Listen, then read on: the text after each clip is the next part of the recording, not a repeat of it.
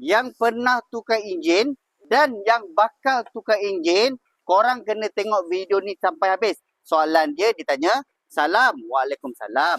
Nak tanya, enjin cc 3.5 tukar kepada enjin 2.5, Rotax ikut cc asal ke atau 2.5 lepas endorse? Mohon penerangan. Macam soalan ni, dia bagi tahu yang dia downgrade enjin dia daripada cc 3.5 kepada 2.5. Kalau dari segi tuntutan, dia berhak untuk menuntut ke atas insurans sebab dia telah pun endorse cc dia. Sekiranya dia tidak endorse cc dia, apa yang berlaku bila dia kemelangan, dia tidak berhak membuat apa-apa tuntutan ke atas syarikat insurans. Dari sudut bayaran cukai jalan pula, bayaran cukai jalan yang dia kena bayar kepada JPJ selalunya lebih rendah sebab cc dia pun dah turun kepada 2.5. Sebab sebelum ni cc dia 3.5.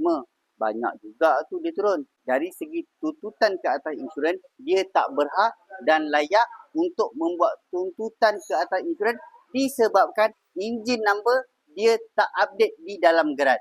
Macam biasa korang kat luar sana tak tahu. Kalau korang nak claim insurans kereta korang tak apa ada masalah, korang renew insurans korang dengan baju bah. Jangan lupa DM. Dan tak ada workshop nak hantar kereta korang untuk buat claim insurans, korang boleh terus datang ke bengkel KHW Niaga, pakar tuntutan insurans kemalangan anda. Kita jumpa ke next video. Assalamualaikum.